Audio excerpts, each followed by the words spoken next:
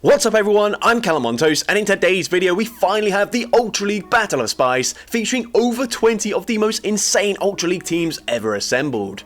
And I do apologise for the slight delay in getting this video uploaded, but I figured it was probably best to get all the voting for the Great League Battle of Spice finished before uploading this video, just to avoid any unnecessary confusion. So with that being said, let's get straight into the question of the day. What is your favourite Spice pick to use for the Open Ultra League? Let me know in the comment section down below, and with that being said, let's get into the battles now.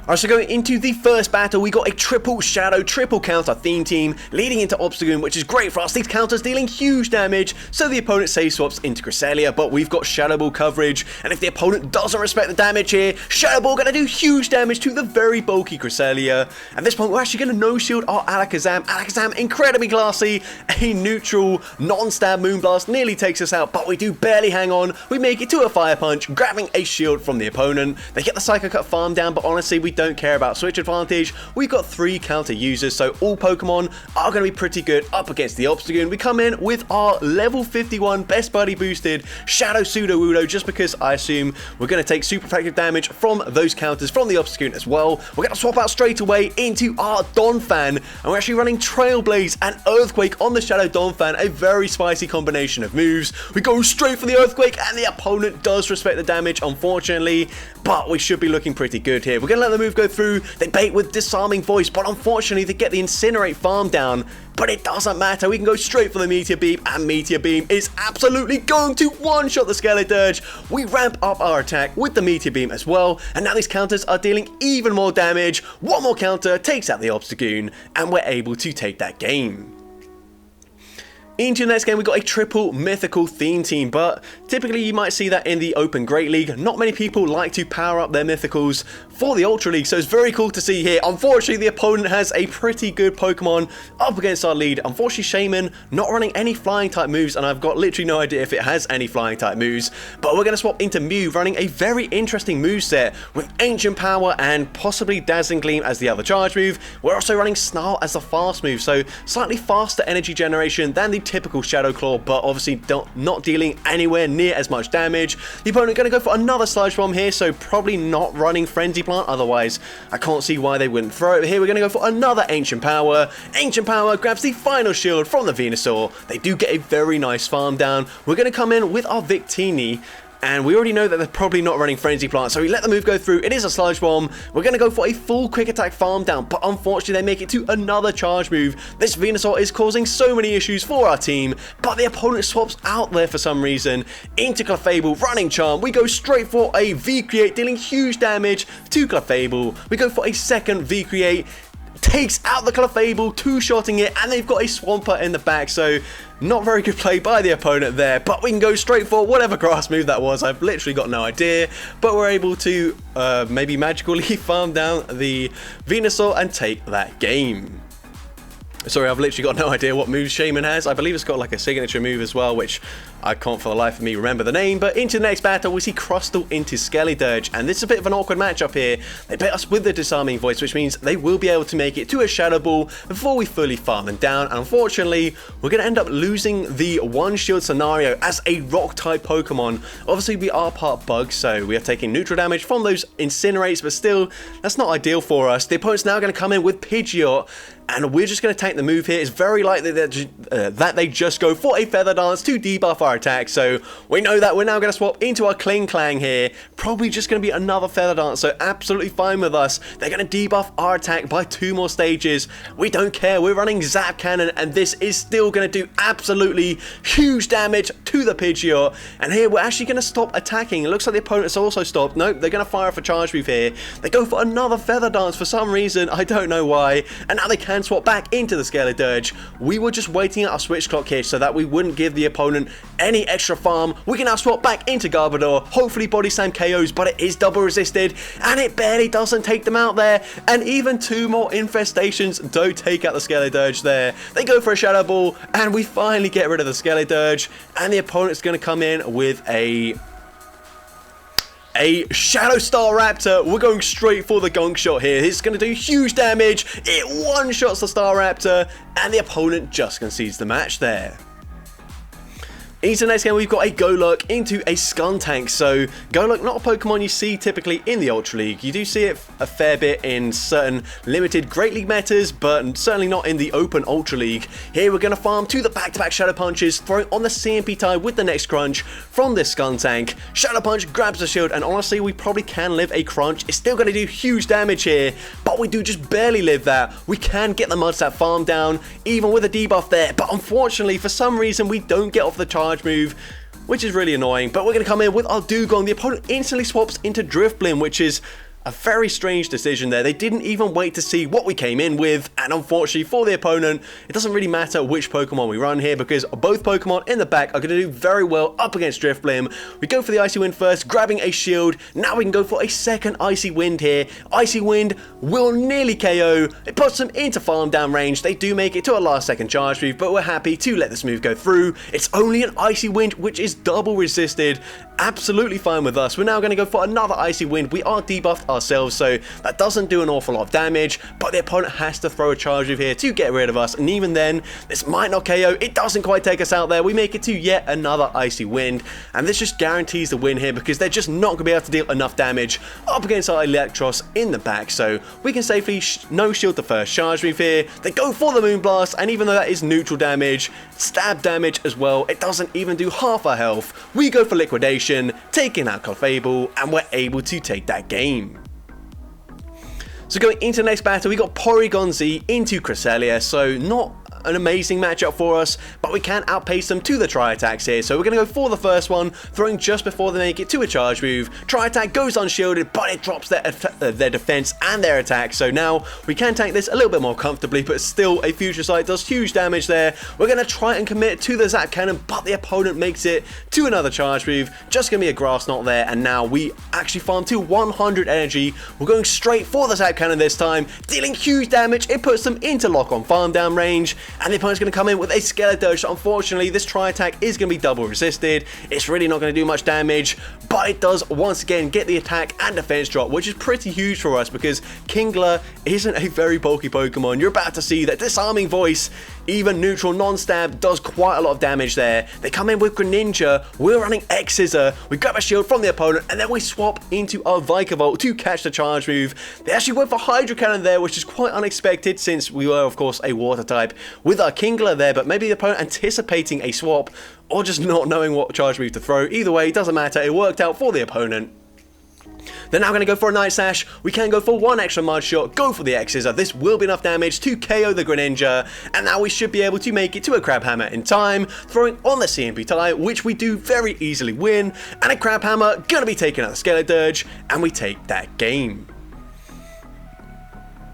Into the next game, we've got another triple Shiny Shadow theme team with Pinsir in the lead up against Greninja. Very nice lead, but unfortunately this Hydro Cannon is going to do huge damage, which we're going to let go through, and then the opponent swaps. They make the catch onto Charizard. Really nice play there. That's double resisted, but we've got a Shiny Shadow Aerodactyl to fully punish them. Unfortunately, they do just barely make it to a Dragon Claw before we get the full Rock Throw farm down, but still we take out that Charizard incredibly quickly. They come back in with the Greninja, and we can just barely outpace them to the charge move here, or at least before the opponent goes for a full Water Shuriken farm down, and the opponent's actually going to panic there. Rock Throw's dealing huge damage. They throw a charge move, they go for the Night Sash, but they do have back-to-back charge moves here, so we're happy to let the next one go through. Night Sash will be taking us out. And now it just depends, what does the opponent have in the back? We're going to come in with our Shiny Shadow Honchkrow, get the Snarl farm down, and the opponent's got Virizion in the back, so of course a Brave Bird is easily going to one-shot them, but we need to be very careful. We make a nice catch, catching the Sacred Sword onto our Pinsir. We can go for the first Brave Bird, and we should be able to make it to a second Brave Bird, just safely shield up the next charge move, and honestly these double kicks have nearly taken us out here, but Brave Bird easily one-shots our Virizion, and we're able to take that game.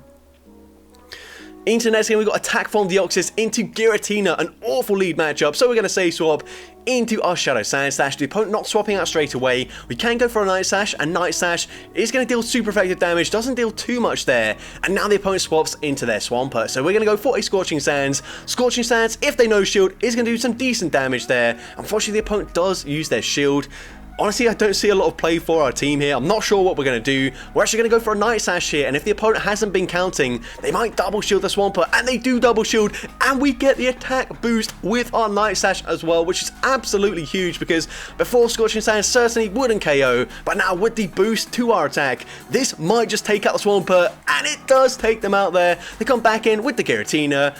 Honestly, we might even live a charge move here as the opponent's going to go for the Dragon Claw. We do live that. We make it to the Night Sash, throwing on the CMP tie as well. Everything's going perfectly. Night Sash does huge damage to the Giratina.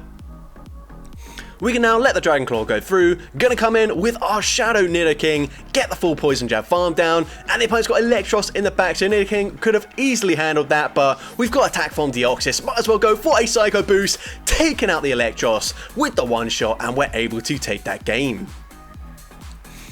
Into the next game, we got 3 level 50 Pokemon in Maractus, Seviper, and Togedemaru. Unfortunately, awful lead for us, so we're going to say swap into our Seviper here, go for a Poison Fang, grab a shield, and it's very likely that they just go for a Feather Dance, which they do, and now they swap into Cresselia. Now we've got Crunch for coverage, but it's not going to deal an awful lot of damage now that we've been double debuffed in our attack, and yeah, that really does not do much damage at all. Honestly, we probably just let this move go through as the opponent goes for a Moonblast. That is resisted damage, but it still takes us out because Seviper isn't a very bulky Pokemon. We're now going to come in with the Maractus, unfortunately just barely outpaced before we make it to a Solar Beam. They go for the Moonblast there. Oh, sorry, a Petal Blizzard. My bad, but Petal Blizzard is still going to do pretty big damage to the Cresselia. Unfortunately, doesn't quite KO, and the opponent once again just barely outpaces us to the charge move. At this point, we're going to just commit to a double shielded Togedemaru. Let's see what Togedemaru can do. We do resist everything here. It looked like we tried to go for a Fell Stinger at the last second, but for whatever reason it didn't register. So now we're going to farm to 100 energy.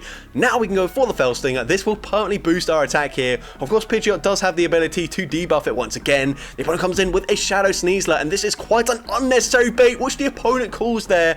I'm not sure why we're baiting here. Still, this makes no sense to me whatsoever, but we do at least grab the final shield. The opponent is committing to fast move farm down, but it doesn't matter because we can go for the Wild Charge, easily taking out the Shadow Sneasler, and we are double resisting these wing attacks. We make it to another Wild Charge in time. Wild Charge takes out the Pidgeot, and we're able to take that game with both shields intact.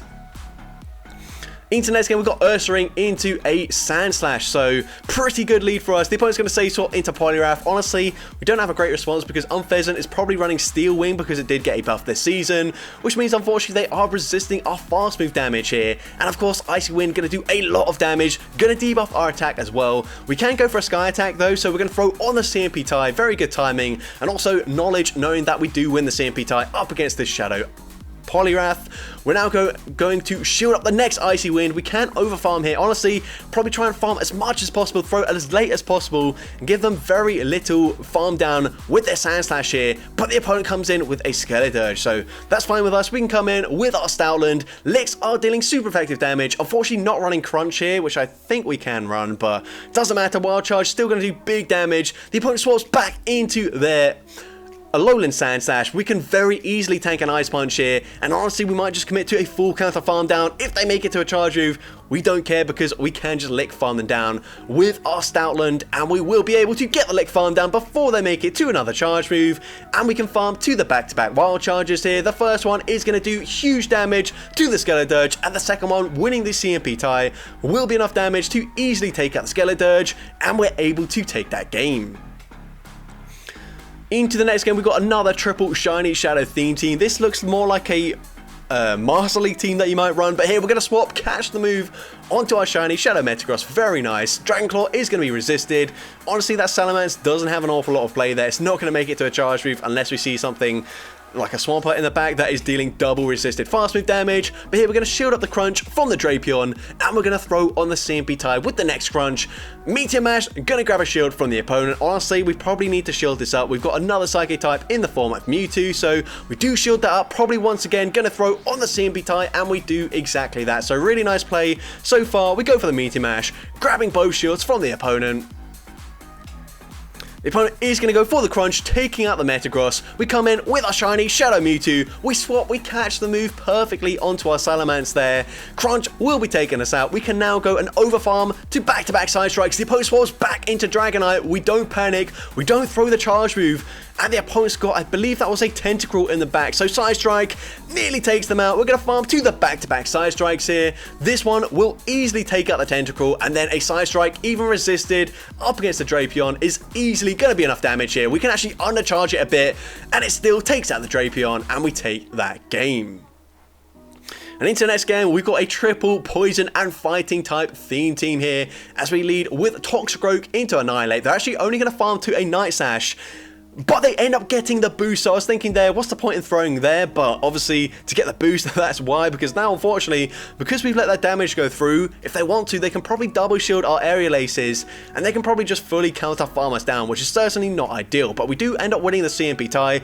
Honestly, here, I would not shield because they can counter farm us all the way down. But luckily for us, the opponent does panic. They swap into Lapras. We don't actually make it to a close combat. So unfortunately, aerial ace, not going to do much damage there, but we can come in with our Toxicroak. Gonna let the first move go through. This will just be a Surf. Surf we can very comfortably tank. They're gonna make it to another charge move here, so not ideal, but we do have a shield remaining, so we're gonna be shielding this up as the opponent goes for a second Surf. We get the counter farm down, and let's see what the opponent has. The opponent's gonna come back in with the Annihilate. We're gonna go for a Mud Bomb. This is just neutral damage, non-stab, but it doesn't quite take them out from that range, but they swap into Giratina, and we absolutely needed the Shadow Ball here, as that does over half their health. Unfortunately, Toxicroak, I don't think they were going to make it to a charge move there, so not ideal, and Sneasler only has resisted moves to throw into this Giratina, so not looking ideal for us, but hopefully we can put them into range where an X-Scissor or a close combat will KO. They actually go for Shadow Sneak, which doesn't make an awful lot of sense. It deals the exact same amount of damage as a Dragon Claw, but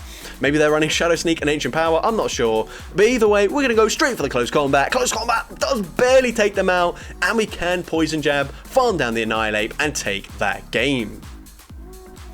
Into the next game, Nightmare lead as we see Aggron into a Tapu Fini, and to make things worse, we're running Dragon Tail as the fast move as well, which is double resisted by the Fairy typing. They go for a Surf there. Honestly, our only win condition here is if they let this Meteor Beam go through. We're going to go and send the Meteor Beam, and it does connect. It still doesn't KO. If we were running Smackdown, we could have just farmed them down at this point, but unfortunately, we're not. They go for a Surf. We unfortunately just have to lose the 0-1 shield scenario there, or sorry, the 1-0 shield scenario, which is even worse. We can tank this though, it shouldn't be a Moonblast, it is just a Surf. We can get the Ice Fang farm down, and the opponent's got another Annihilate in the back, so we're going to go for a Hydro Cannon here. Hydro Cannon is going to grab the first shield from the opponent. We're going to stay in, hoping to force the opponent to throw the energy there, but they don't. They're going to commit to the full counter farm down, and that is certainly not ideal. If they've got Ice Punch, this is absolutely game over.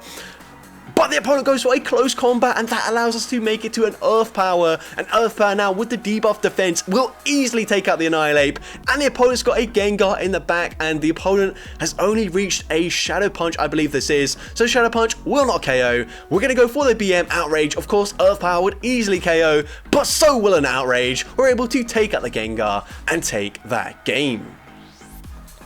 Into the next game, we've got a triple monkey theme team, and I've got no idea why, but Zarude stands so close to the camera when you're taking that AR snapshot, which is why it's so zoomed in. But anyways, the opponent going to go for a Breaking Swipe. We've got two better answers here, so kind of surprised that we're not swapping out, but it doesn't really matter too much. We're going to go for a Power Whip, maybe thinking that the opponent would go for a Psychic Fangs there, but we're going to see the opponent comes in with Pelipper.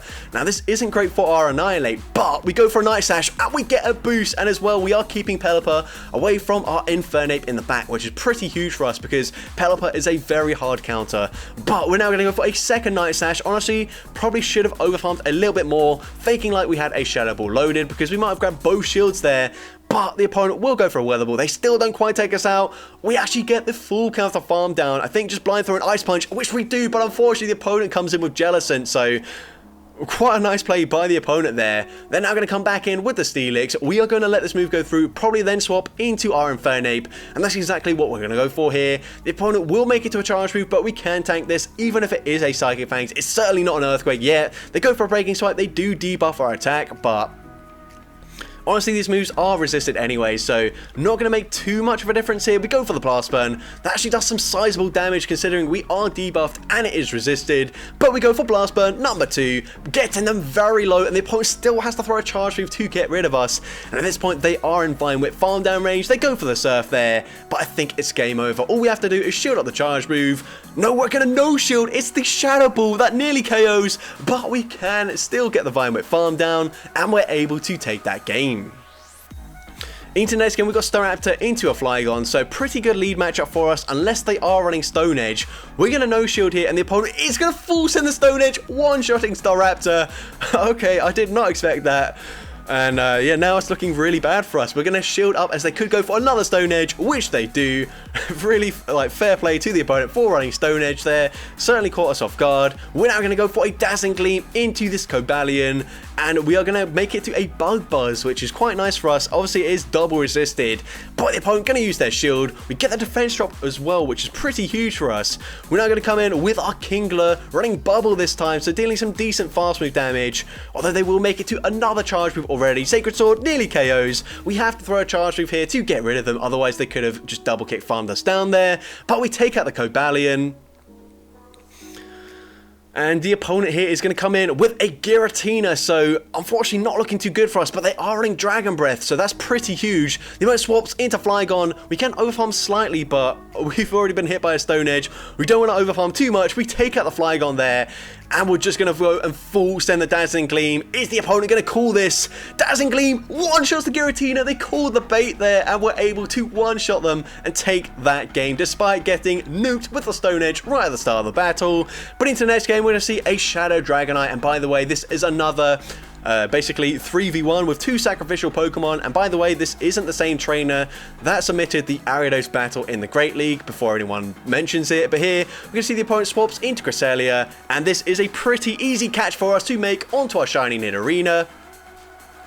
They go for a Moonblast, which is going to KO us, of course, and we can come back in with our Shadow Dragonite, of course. Going to wait at the switch clock here because, of course, we need to make a second sacrificial swap. Well, we probably will need to make one later in the battle, so waiting out the switch clock, going for the Dragon Claw just before they make it to the next Moonblast. Going to shield this up as they go for the Moonblast, and we can go for a full Dragon Breath farm down, so the opponent swaps into Typhlosion, and they're using Incinerate. This seems like a pretty easy catch to make. Just go for a full Dragon Breath farm down, swap, catch the move onto our Jigglypuff here. Jigglypuff gonna be taken out by Blast Burn. We can Dragon Breath, farm them down before the Incinerate damage even registers, and they come back in with the Venusaur. So I think the safe play here is to go for the first Dragon Claw and then farm to at least back-to-back Dragon Claws. We've overfarmed well past that, to the point where this Dragon Claw will be enough damage to take out the Venusaur, and we're going to go for the Superpower BM up against the Cresselia, just for the sake of it, taking out the Cresselia, and we're able to take that game. Into next battle, we've got a Shadow XL Blossom into a Giratina, so not ideal, but we are probably running Dazzling Gleam here for coverage, and it looks like we are. We're going to swap into our Purified Magneton.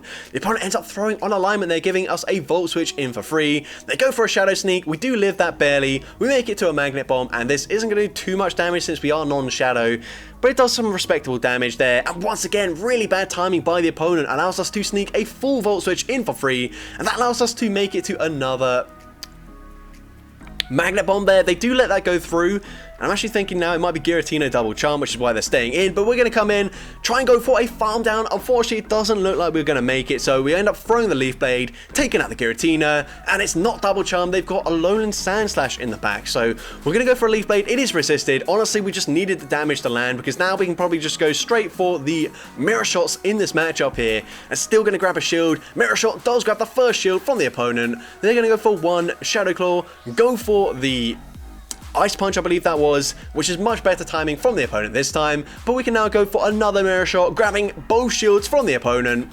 Looks like a CMP type as well, so we're going to shield this up, of course. It is the drill run this time around. We can outpace them, and the opponent makes a really nice catch, though, catching the resisted Mirror Shot onto their Jellicent, but we can swap back into our Shadow Blossom. Gonna go for a Leaf Blade here. We did build to the back-to-back, so Leaf Blade, unfortunately, won't quite KO from this range, but a second Leaf Blade is certainly going to do the job, and if the opponent wants to try and fast move farm us down, we will make it to another Leaf Blade in time, and this Leaf Blade, even though it is resisted damage, will be taking out the Alolan Sandslash, and we're able to take that game. Now going into the next battle, we've got a triple purified theme team here, all running return. I thought this was a good matchup, but unfortunately we're running waterfall as the fast move, so it is resisted. This really is a bad matchup for us. We do at least make it to a crunch, winning the, well, probably not winning, but at least dealing big damage in the zero shield scenario, so the opponent does shield. For some reason we swap out there, I guess saving the Gyarados for a sacrificial swap, but giving up switch advantage wasn't ideal since we're already in a pretty bad position, but here we're going to let the Hydro Cannon go through. We do at least make it to another crunch in time. Would have been cool to see the return land, but obviously 2 crunches gonna be dealing more damage than a single return anyway, so didn't make sense to go for the return there. We're gonna come in with the Gyarados, and honestly, I feel like, well, I'm not gonna spoil it yet, but I feel like I know what's coming. We're gonna come in with our Meganium, go for the Fine Wet Farm down, and let's see, the opponent comes in with their final Pokemon, which is an Ampharos. We're gonna overfarm here. I think this is the right play, of course, because they've still got a Dragonite in the lead. They go for a Brutal Swing, and we are still going to overfarm, and the opponent swaps back into their Dragonite, and normally Dragonite walls the Meganium, but we go for the return. We land it. It does huge damage there. We then throw on CMP, which is a bit risky, but the opponent does end up throwing straight away, so we can get off our Frenzy Plant here. We've still got another shield remaining, so we're looking pretty good. Frenzy Plant does connect, and the opponent needs to make it 2 back-to-back charge moves in time, but they're not there yet, so we can just safely shield on the next move. Honestly, we could have possibly even let that move go through, but either way, we're able to get the Fine Wet Farm down, and we're able to take that game. So going into the next battle, we see a Weavile into a Pidgeot, so pretty good lead matchup for us. Although, this is the thing about Weavile, is that when you're running Snarl, obviously there's very little fast move pressure. We go for a triple Axle, and then we swap into our Dialga to catch the move, but it's probably just going to be a Feather Dance, and now they debuff our attack. And yeah, not ideal for us to see, but the opponent going to go for another charge move. This time they go for Aerial Ace, so they reveal they're not running Brave Bird, which could be very useful information in the end game. And now they come in with a Melmetal, so are we watching the Ultra League or is this a Master League battle? I'm sure you might be confused there, but we're going to see the opponent goes for Rock Side, so possibly chipped with their Pidgeot because they're not running Superpower. I think that's probably the only reasonable thing that makes sense here, but we are going to let that move go through. Going to come in with our Shadow Garchomp, and we are running Dragon Tail, and unfortunately just a single move Shadow Garchomp with Sand Tomb, so gonna let the next move go through. It is another Rock Side, so possibly running like Thunder as the next as the other charge move, sorry. We're going to go for a Sand Tomb. The opponent makes a catch, but they shield it on their Wall Rain, and that's actually huge for us because now 2 foul plays will be enough damage to KO this Wall Rain. So the first one does connect, it does big damage. The second one will certainly KO here, so we're going to shield this up. I'm not sure if that was enough for an Earthquake, but it doesn't matter. We're going to go for the foul play, throwing on the CMP tie. Foul play will be enough damage to take out the Wall Rain. They come back in with the Melmetal, not the best timing from the opponent. We're going to shield, and they do have Superpower, so they were just playing very weirdly the entire time, but it doesn't really matter. We can go straight for the triple Axle, nearly KOs, it boosts our attack as well, and a foul play is certainly going to KO now with the boost or without the boost. Doesn't really matter. Foul play, taking out the Melmetal, and we're able to take that game. So going into the next battle, we see Alolan Exeggutor into Venusaur, so a pretty good lead matchup. Of course, Sludge Bomb going to hit for super effective damage, but we are double resisting the grass type damage, and the opponent safe swaps into Hisuian Avalugg, and they don't even fire off a charge move, and that's absolutely huge for us. We get a full counter farm down, we come out with so much loaded energy, going to go straight for the close combat here. The opponent uses their shield, and we're going to fire off the next close combat on the CMP tie. We're actually going to shield this up, which is quite an interesting play, but I suppose it does make sense. But close combat is now going to debuff our defense again, so we're double debuffed. The opponent, if they want to, can fully counter farm us down, which is certainly not ideal for us. And now we're going to come in with our Alolan Exeggutor, go for the full Dragon Tail farm down, and we're actually going to no-shield this. The opponent goes for another Blaze Kick, which we do live, and we're not running... Oh, we weren't running the Draco Meteor there, so we actually swap into our Regigigas here. We are going to let the first move go through. It does considerable damage. We're only running a resisted Thunder. Thunder will not be enough damage to take out the Venusaur here. But we are probably just going to shield this up and go for the Hidden Power farm down anyways. We shield up the Frenzy Plant, we get the Hidden Power farm down, and we're able to take that game. Into the next battle, we've got a triple Shadow Glass Cannon team with Shadow Gengar in the lead, up against the very bulky Registeel. Gonna fire off the Shadow Ball straight away, throwing before they make it to a Zap Cannon and potentially debuff our attack, and the opponent lets that first one go through, so even if they debuff us here, we should be able to just take them out with a Shadow Punch. They do get the attack drop, but like I said, we should be able to KO with just a Shadow Punch, and we've got back-to-back moves as well, so if they shield this up, that'd be even better for us, but the opponent does just let the Registeel go down, and they come in with a Poliwrath, which is still a very positive matchup for us. We are triple resisting the counter damage. We are debuffed, so they do live that Shadow Ball fairly well, but we make it to another Shadow Punch before they make it to the next charge move, actually on a CMP tie as well, so best scenario for us there. They go for a Skull, taking us out. We come in with a Shadow Electivire, and we've got a Snarl Shadow Gramble. So of course, if we were running Charm, then I don't know how I'd feel about this team, but Snarl is a lot spicier, it's a lot less fast move oppressive. We're gonna let this move go through. We've grabbed the final shield now. Shadow Ball easily one-shots us, but all we've got to do here is farm to the back-to-back charge moves. We probably don't even need to do that. We could be a little bit safer and just farm a little bit less than that, but we do farm to the back-to-back wild charges. The first one is easily going to take out the Annihilate, and then this is super effective. This would probably one-shot from full health, but wild charge number 2 takes out the Poliwrath, and we're able to take that game.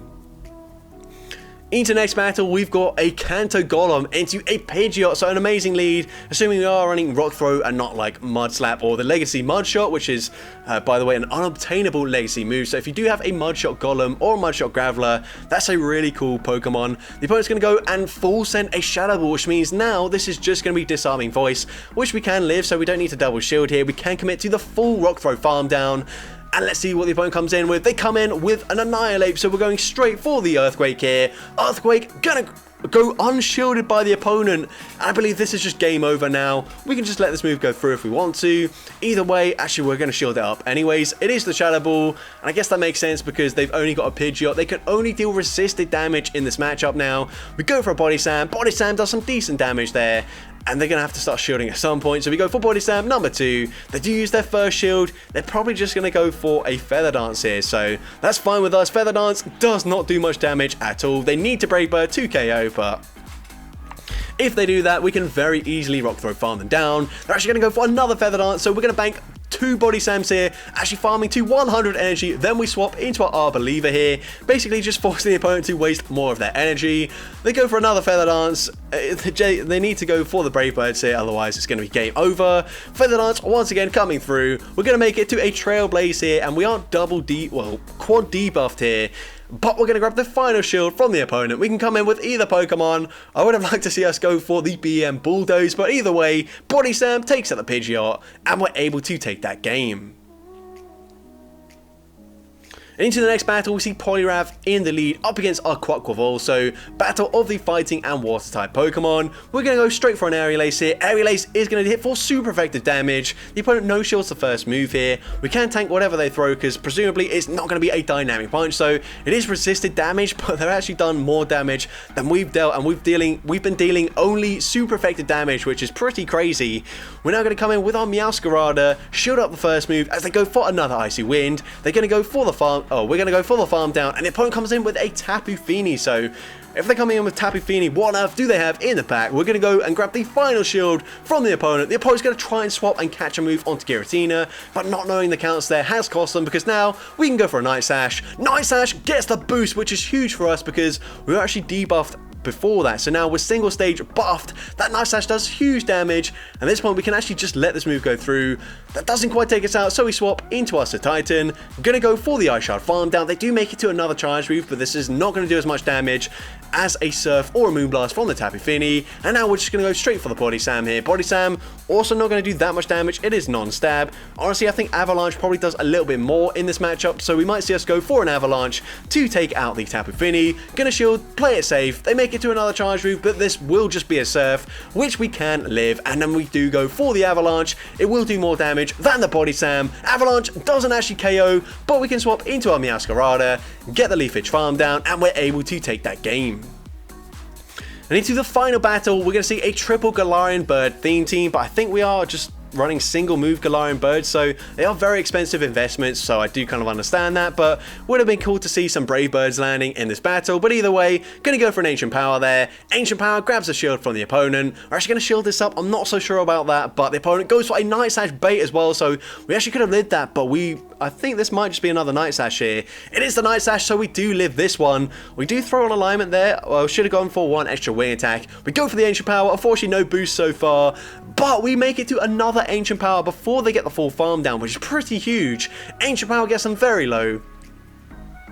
We're going to come in with our Galarian Zapdos here, and we can let the first move go through. They go for a Night Slash bait, and for whatever reason we swap into our Articuno. I don't really understand this play at all, because Hydreigon are going to do huge damage to us, but they come in with Charizard, and this Ancient Power is double super effective. It actually doesn't quite one-shot them there, which is pretty crazy, but we can let the move go through. Dragon Claw takes us out. We can get a resisted counter farm down, the perfect farm down, just before they make it to the charge move, and they've got a Guzzlord in the pack, so this close combat is certainly going to be enough damage to take out the Guzzlord, and we can finally counter, farm down Greninja, and take that game.